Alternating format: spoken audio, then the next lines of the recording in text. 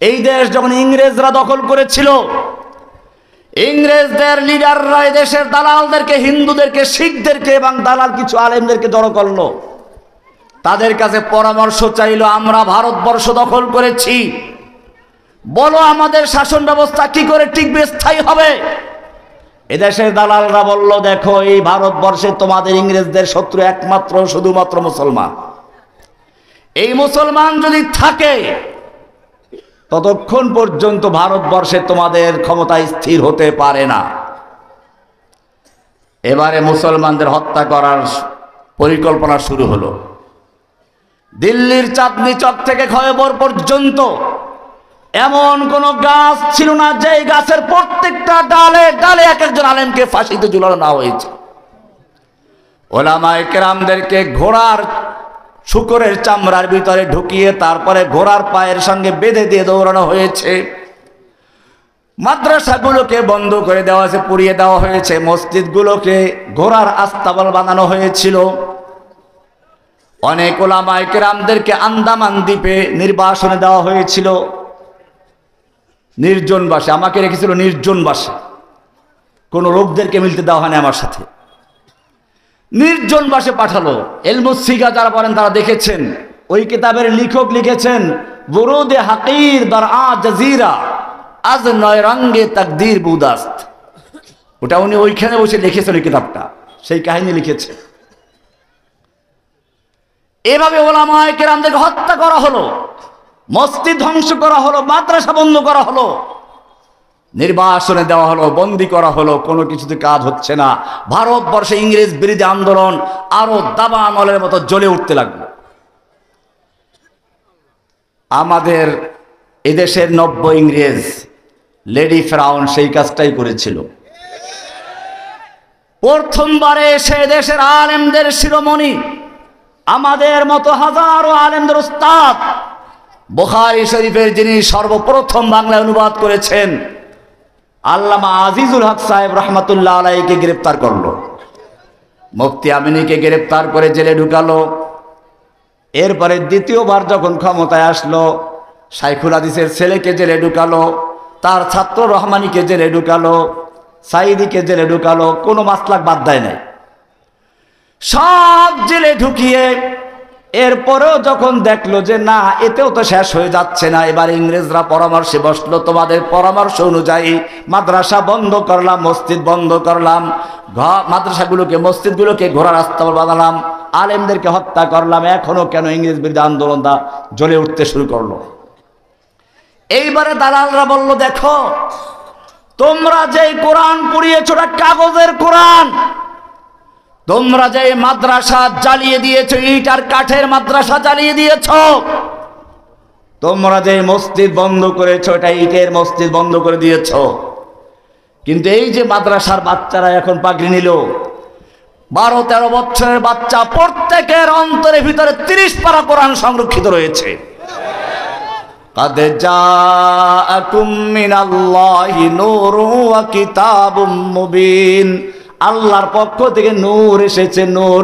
ইউরিদুনা লিইউতফিউ নূরাল্লাহি বিআফওয়াহিহিম ওয়াল্লাহু মুতিম্মু নূরিহি ওয়ালাউ কারিহাল কাফিরুন। ইউরিদুনা লিইউতফিউ নূরাল্লাহ, ওরা আল্লাহর নূরকে নিভিয়ে দিতে চায় কিসের মাধ্যমে? মুখের ফু দিয়ে। আল্লাহ রাব্বুল আলামিন তার নূরকে পূর্ণ করেই ছাড়বেন, যদিও কাফেররা তার বিরুদ্ধে দাঁড়িয়ে যায়। আল্লাহ রাব্বুল আলামিন সেজন্য এই আলেমদেরকে রেখেছেন, যুগে যুগে তারা জেল জুলুম অত্যাচার নির্যাতন সহ্য করে তারপরেও তারা ইসলামকে টিকিয়ে রেখেছেন।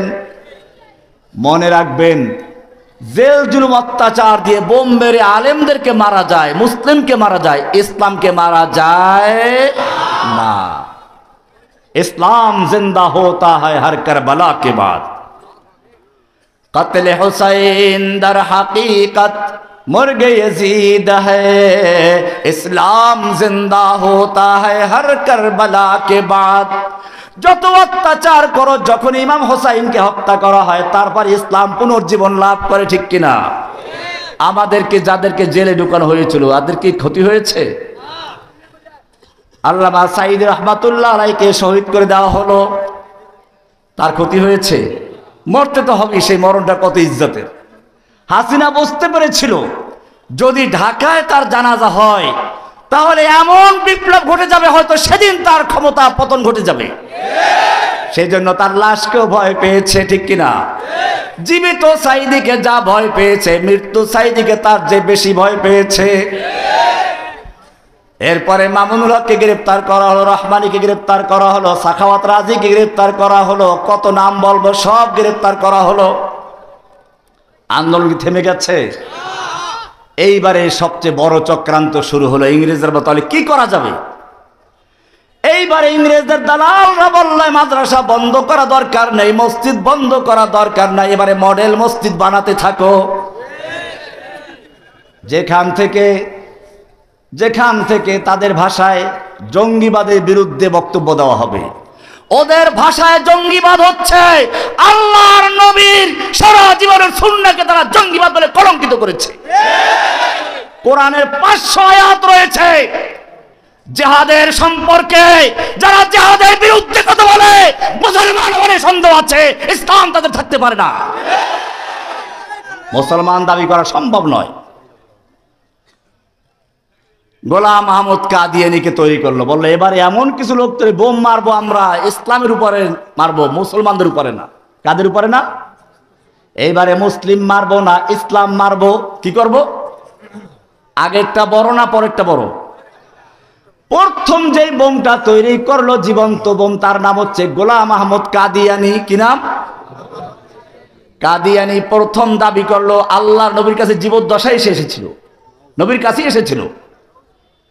আল্লাহর নবীর কাছে সে একটা বিশাল দল নিয়ে আসলো, বলল দেখো আমাকে যদি আপনার পরে নবী বানান তাহলে আমি আপনার ধর্ম গ্রহণ করব। আল্লাহ নবীর হাতে ছিল একটা খেজুরের ডাল। বলে নবুয়ত তো পরের কথা, এই খেজুরের ডালটা সম্পর্কে দাবি করো যে মৃত্যুর পরে এটা তোকে দেওয়া হবে, আমি এইটা দিতেও রাজি না। ফিরে গেল। এরপরে সে ওখানে গিয়ে আর একটা চিঠি লিখলো, ফাইন্নি মিন মুসাইলামাতা রাসূলিল্লাহি ইলা মুহাম্মাদির রাসূলিল্লাহ। আল্লাহর রসুল মুসাইলামার পক্ষ থেকে আল্লাহর রসুল মুহাম্মদের প্রতি। ব্যাপারটা বুঝতে পারছেন? অর্থাৎ নিজে আল্লাহর রসুল দাবি করলো, রাসূল সাল্লাল্লাহু আলাইহি ওয়াসাল্লামকে স্বীকৃতি দিল।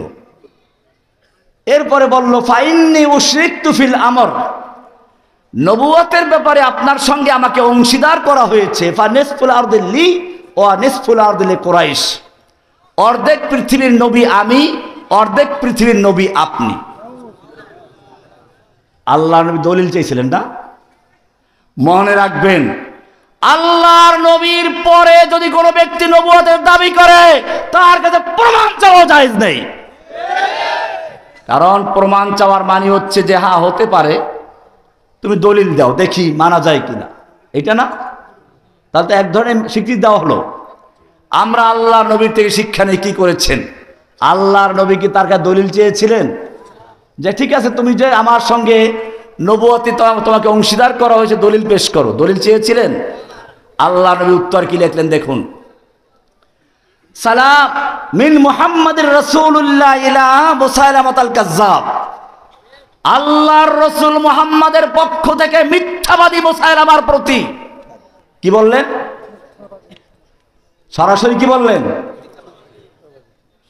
এরপরে লিখলেন ইন্নাল আরদা কুল্লাহা লিল্লাহ, গোটা জমিনের মালিক আল্লাহ, ইউরিসুহা মান ইয়াশা, তিনি যাকে ইচ্ছা তাকে জমিনের খেলাফত দান করেন। তোকে দাওয়াত দিচ্ছি ইসলাম কবুল কর। যাই হোক, এরপরে অনেক লম্বা ঘটনা আছে। এই মুসাইলামাতুল কাজ্জাব নবুয়ত দাবি করলো, আল্লাহ নবী তার কাছে কোনো প্রমাণ চান নাই, উল্টা তার বিরুদ্ধে সেনাদল পাঠালেন। কিন্তু আল্লাহ নবী এর মধ্যে মৃত্যু হয়ে গেছেন, সেনাদল আর যেতে পারে নাই। আবু বকর রাদিয়াল্লাহু তাআলা আনহুর যুগে যুদ্ধ হলো এবং সেই যুদ্ধে অনেক সাহাবী মারা গেলেন। শেষ পর্যন্ত মুসাইলামাকে হত্যা করা হয়েছিল। এই ফিতনা ওখানেই শেষ হলো। আল্লাহর নবী সাল্লাল্লাহু আলাইহি ওয়াসাল্লাম ভবিষ্যৎবাণী করেছিলেন, ইয়াকুনু ফি আখিরিজ জামানে দাজ্জালুনা কাযযাবুন। আল্লাহুম্মা সাল্লি আলা মুহাম্মদ ওয়া আলা আলি মুহাম্মদ।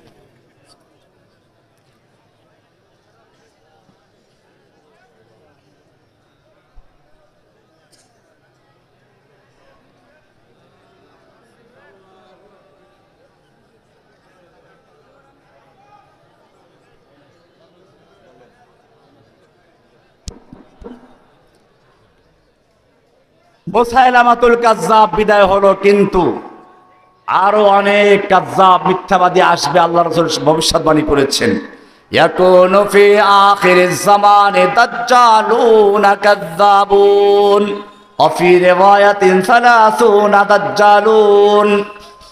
আল্লাহর নবী ইরশাদ করেন, আমার উম্মতের শেষ দিকে অসংখ্য মিথ্যাবাদী দাজ্জাল বের হবে, মিথ্যাবাদী নবুয়তি দাবিদার বের হবে।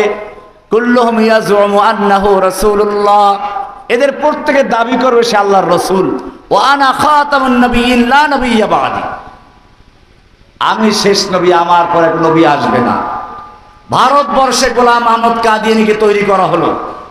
এই গোলাম আহমদ কাদিয়ানী সর্বপ্রথম যেখানে হামলা করলো তা হলো ইসলামের সবচেয়ে স্ত্রী শক্তি যোগায় যে জিনিসটা, জেহাদের বিরুদ্ধে বই লেখলো। কিসের বিরুদ্ধে? সে লেখলো তার কবিতা, জেহাদ কে নাম ছোড় দো আয়ে ভাইও, ইসলাম মে হারাম হায় কতলে কিতাব। ঠিক হাসিনাও সেই পথ অনুসরণ করলো। গোলাম আহমদ কাদিয়ানীর পরিবর্তে আমাদের লজ্জা হয় যে ওলামায়ে দেওবন্দ ইংরেজদের বিরুদ্ধে বুলেটের সামনে বুক পেতে দিয়েছিলেন। মাওলানা মাদানী রহমাতুল্লাহ আলাইহি ইংরেজদের বিরুদ্ধে আন্দোলন করছেন, কারফিউ জারি করা হলো। দিল্লি শাহী মসজিদের সামনে বক্তব্য দিবেন, গুলির অর্ডার। তিনি হাজির হয়ে গেলেন, বলেন আমি শুনেছি এইখানে আজকে ইংরেজ বিরোধী বক্তব্য দিলে তাকে গুলি করা হবে, আমি মাদানী হাজির হয়েছি, করো গুলি। এই বলে তিনি তার শেরওয়ানির বুতাম ছিঁড়ে ফেললেন। সঙ্গে সঙ্গে উপস্থিত সমস্ত পুলিশের রাইফেলগুলো হাত থেকে ঝরঝর করে পড়ে গিয়েছে। 2 ঘন্টা পর্যন্ত বক্তব্য দিয়েছিলেন। সেই ঐতিহাসিক বক্তব্যের শুরু ছিল এরকম, সাগামিরো গরবাজিরো মোশেরা দেওয়া কুনান, সাগামিরো গরবাজিরো মোশেরা দেওয়া কুনান, ইচনি আরকানে দৌলত মুলকে রাবিরা কুনান। যেই দেশের কুকুর হচ্ছে বাদশাহ, কুকুর কি? প্রধানমন্ত্রী হচ্ছে কুকুর, মন্ত্রী হচ্ছে বিড়াল, এমপি হচ্ছে ইঁদুর। যেই সংসদে কুকুর, বিড়াল আর ইঁদুর থাকে সেই সংসদ মানুষের কল্যাণে আসতে পারে না। সেই সংসদ দেশের হাজার হাজার কোটি টাকা লুট করে, 1 লক্ষ 2 লক্ষ নয়, 18 লক্ষ কোটি টাকা লুট করে এদেশ থেকে যেখান থেকে এসেছিল সেখানে পালিয়ে গেছে। সাগামিরো গরবাজিরো মোশেরা দেওয়া কুনান, ইচনি আরকানে ও দৌলত মুলকে রাবিরা কুনান। দীর্ঘ 2 ঘন্টা লেকচার দিলেন। আজকে সেই দেওবন্দের একজনই ছাত্র, অথচ এই দালাল সরকারের পক্ষে 1 লক্ষ মুফতির দস্তখত নিয়ে এসে একটা বই লেখলো। কিসের বিরুদ্ধে? ব্লগারদের বিরুদ্ধে না। এই জমিনে আল্লাহর নবীকে গালিগালাজ করা হয়েছিল, চরম গালিগালাজ করা হয়েছিল। আমি তার প্রতিবাদে বই লিখেছিলাম, বক্তব্য দিয়েছিলাম। যখন দেখলাম এই দেশের কিছু কুলাঙ্গার নাস্তিক বিদেশ যাওয়ার জন্য ভিসা পায় না, টাকা পয়সা নেই, এই ফকিরের বাচ্চাগুলো আল্লাহর নবীকে গালিগালাজ দেওয়াটাকে মাধ্যম গ্রহণ করলো বিদেশ যাওয়া। আল্লাহর নবীর বিরুদ্ধে কিছু লেখলে সামাজিক যোগাযোগ মাধ্যমে লেখে, আর এরপরে আমাদের দেশের মুসলমানরা মিছিল করে। এটাই তোরা চায়। মিছিল করলে বড় বড় ছবিগুলো নিয়ে ওরা বিভিন্ন দূতাবাসে যায়, গিয়ে বলে আমরা বিজ্ঞান মনস্ক। ওদের বিজ্ঞান হচ্ছে আল্লাহর নবীকে গালি দেওয়া, বিজ্ঞান হচ্ছে রাসূলকে গালিগালাজ করা, কোরআনকে নিয়ে কটূক্তি করা। এরপরে বিদেশিরা যখন দেখে মাশাআল্লাহ এই লোকগুলি তো দরকার, তাদেরকে ভিসা দিয়ে বিদেশ পাঠিয়ে দেয়।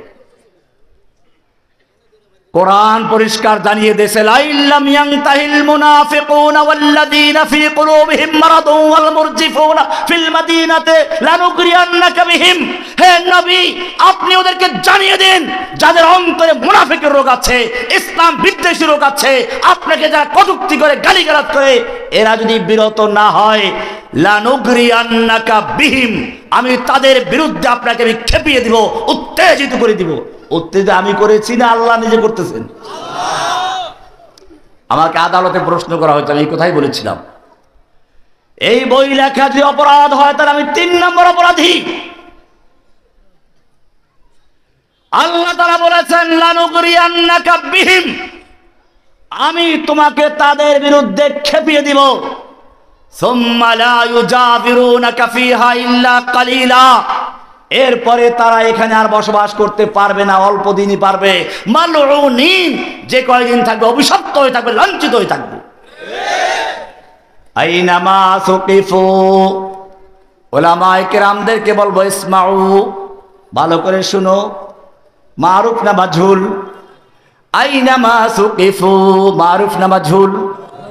কোরআনের উসলুব হচ্ছে, হুদুদের ক্ষেত্রে বলেছে আয-যানিয়াতু ওয়াজ-যানি ফাজলিদু কুল্লা ওয়াহিদিন মিনহুমা, জিনাকারিনী আর জিনাকারী ওদেরকে তোমরা পাথর মারো, ওদেরকে তোমরা জেল লাগাও, দোররা লাগাও। এটাকে মারুফ না মাজহুল? মারুফ। আস-সারিকু ওয়াস-সারিকাতু ফাকতাউ আইদিয়াহুমা, মারুফের সিগা ব্যবহার করা হয়েছে, অ্যাক্টিভ। অপরদিকে যখন আল্লাহ এবং রাসূলের শান এবং মান নিয়ে কথা এসেছে তখন আর অ্যাক্টিভ ব্যবহার করা হয় নাই। আইনামা সুকিফু, যেখানে ওদেরকে পাওয়া যাবে, মাজহুলের সিগা বলা হয়েছে।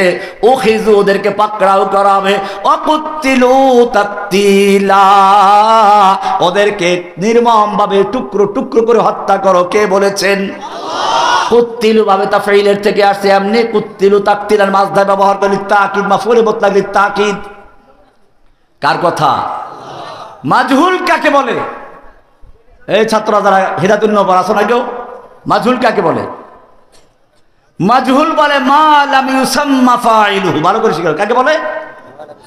মাজহুল হলো মা লাম ইউসাম্মা ফাইলুহু, যেই ফেলের ফাইল উল্লেখ থাকে না তাকে বলা হয় কি? মাজহুল। কর্তা উল্লেখ থাকে না, প্যাসিভ। আল্লাহ রাব্বুল আলামিন বলেছেন আমাকে নিয়ে যারা কটূক্তি করবে, আমার রাসূলকে নিয়ে যারা কটূক্তি করবে, 57 নম্বর সূরা, সূরা আহজাব থেকে, সূরা আহজাব 33 নম্বর সূরা 57 নম্বর আয়াত থেকে শুরু হয়েছে আলোচনা, লাস্ট থেকে ফয়সালা। আইনামা সুকিফু, ওদেরকে যেখানে পাওয়া যাবে উখিযু, পাকড়াও করা হবে। ওয়াকুতিলু তাকতিলা, ওদেরকে হত্যা করা হবে। কে বলেছেন? আল্লাহ। আইনামা সুকিফু উখিযু ওয়াকুতিলু তাকতিলা সুন্নাতাল্লাহ, এটাই হচ্ছে আল্লাহর রীতি। এটা কার রীতি? সুন্নাতাল্লাহিল্লাযীনা খালাউ মিন ক্বাবলু, এর আগেও যারা এরকম লোক অতিক্রম করেছে তাদেরকে এই শাস্তি দেওয়া হয়েছে।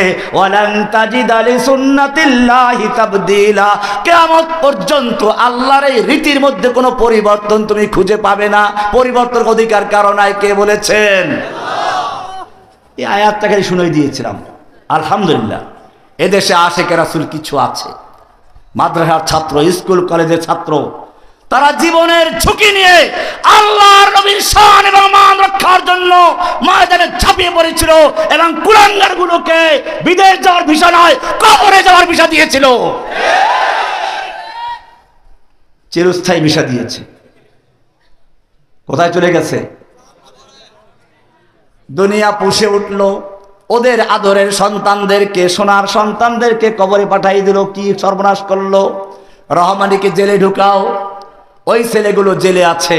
আমি আপনাদেরকে বলবো, যদি কিয়ামতের মাঠে আল্লাহর নবীর সুপারিশ পেতে চাও, হাউজে কাউসারের পানি আল্লাহর নবীর হাতে পান করতে চাও, তাহলে কিয়ামতের মাঠে এই যারা এখনো জেলে আছে, বলগার হত্যাকারী, এই ছেলেগুলোকে আল্লাহ নবীর সামনে দাঁড়াবে। আমাদেরকে ফাঁসির রায় দেওয়া হয়েছিল, কারাবন্দী করে রাখা হয়েছিল, এই মুসলমান আমাদের মুক্তির জন্য কোনো কাজ করে নাই। কিয়ামতে কি জবাব দেবে সেদিন? জবাব দেওয়ার জন্য তৈরি হয়ে যাও।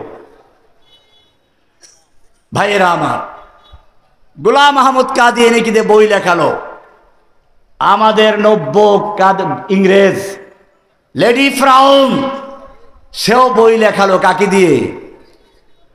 1 লক্ষ ওলামায়ে কেরামদের মুফতির ফতোয়া নিল, বলগারদের বিরুদ্ধে না। কার বিরুদ্ধে? রহমানীদের বিরুদ্ধে। রহমানীদেরকে জেলে রাখো। আমি স্পষ্ট বলতে চাই, আমি একটা কবিতা পড়েছিলাম, ওয়াহাল আফসাদাদ-দীনা ইল্লাল মুলুকু ওয়া আহবারু সুইন ওয়া রাহবানুহা। যুগে যুগে আল্লাহর দ্বীনকে ধ্বংস করেছে দুই শ্রেণীর লোকেরা। কয় শ্রেণীর লোকেরা? কয় শ্রেণীর লোকেরা? কে বলেছেন? আলী রাদিয়াল্লাহু তাআলা মাদ্রাসায় পড়ার কিতাব, ওই যে হেদায়েতুন নূরে পড়া আদবের কিতাব, কি যেন ফয়জুল কালাম, সম্ভবত ওইটার মধ্যে আছে, দেখে নেবেন। ওয়াহাল আফসাদাদ-দীনা ইল্লাল মুলুকু ওয়া আহবারু সুইন ওয়া রাহবানুহা। যুগে যুগে আল্লাহর দ্বীনকে দুই শ্রেণীর লোকেরা ধ্বংস করেছে। এক শ্রেণীর লোক হচ্ছে কারা? শাসকরা। কারা? একদল শাসক, আর এক দল হচ্ছে সেই শাসকগুলো কারা? ফিরাউন আয়ে, হামান আয়ে, जालिम जाबिर सुल्तान आए, कितने कितने शैतान आए, सबको हुई रसवाई हासिल। जाअल हक़ व ज़ाक़ल बातिल इन्नल बातिल काना ज़हूक़ा। हसीना आए, नौफिल आए, हासन इनू, हसीना आए, नौफिल आए, नानक आए, हासन इनू, कामल आए, आनिस आए, कौवा कादिर आनिस आए, दरवेश बाबा, कितने कितने शैतान आए, सबको हुई रसवाई हासिल। जाअल हक़ व ज़ाक़ल बातिल इन्नल बातिल काना ज़हूक़ा। সব পালিয়ে গেছে, শুধু ওরাই পালায় নাই, ওদের সঙ্গে বাইতুল মুকাররমের খতিবটাও পালিয়েছে।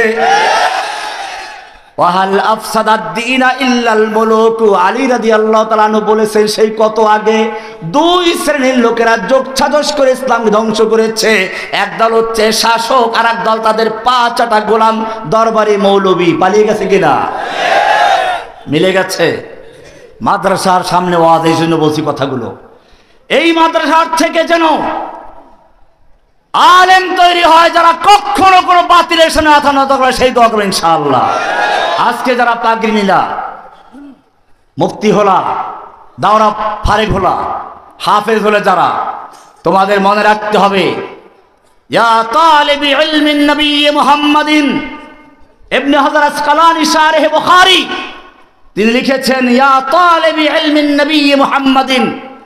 তালিবি না ছিল, নুন পড়ে গেছে, জমা এটা। হেদায়েতুন নূরে পড়েছো, এলাম আন্না নুনাত তাসনিয়াতে মাকসুরাতুন আবাদা ওয়া নুনাল জামঈ মাফতুহাতুন আবাদা ওয়া কিলাহুমা তাসকুতান ইনদাল ইদাফা। পড়ে গেছে নুন। ইয়া তালিবি ইলমিন নবী মুহাম্মাদিন মা আনতুম ওয়া সাওয়াকুম বিসাওয়াইন। হে তালিবে ইলমরা, যারা আল্লাহর কোরআন শিক্ষা লাভ করছো, ওহির জ্ঞান যারা অর্জন করছো, আমার সামনে যারা শ্রোতা, তারাও এর বাইরে নন। আপনারা এখানে বসেছেন কিসের জন্য? ইলম অর্জন করার জন্য না? নাকি বক্তার সুর শোনার জন্য? না সময় নষ্ট করার জন্য? যদি তাই হয়, আল্লাহর নবীর পক্ষ থেকে ইমাম ইবনে হাজার আসকালানী বলছেন, ইয়া তালিবি ইলমিন নবী মুহাম্মাদিন, ও ইলমিন নববীর শিক্ষার্থীরা যারা ওয়াজের মাধ্যমে কোরআন শিখছো, ইলম শিক্ষা লাভ করছো, মাদ্রাসায় পড়াশোনা করছো, ইয়া তালিবি ইলমিন নবী মুহাম্মাদিন মা আনতুম ওয়া সাওয়াকুম বিসাওয়াইন। তোমরা এবং তোমাদের বাইরে যারা, তারা সমান নও। তোমরা হচ্ছে আল্লাহর সৃষ্টি মানুষ, আর তোমাদের বাইরে যারা, ওরা বানরের জন্ম দেওয়া, বানরের বাচ্চা ছাড়া কিছুই না। আর রহমান আল্লামাল কোরআন খলাকাল ইনসান। তোমাদেরকে আল্লাহ কোরআনের জ্ঞান দান করেছেন, তোমরা হলাম মানুষ, ওদের কোরআনের জ্ঞান নাই, ওরা হচ্ছে কি? পশু, বানরের বাচ্চা। নাকি আমরা বলছি না? ওরা বলে, ওরা নিজেরাই বলে, ঠিকই বলে, ওরা বানরের বাচ্চাই। কোরআন থেকে প্রমাণ করলাম। ভাইয়েরা আমার, মনে রাখতে হবে, এই যুগে যুগে ইসলামকে ধ্বংস করার জন্য সবচেয়ে বড় হামলা হয়েছে ইসলামকে পরিবর্তন করা, বিকৃত করা, ইসলামের কিছু বিষয়গুলোকে ভুল ব্যাখ্যা করা।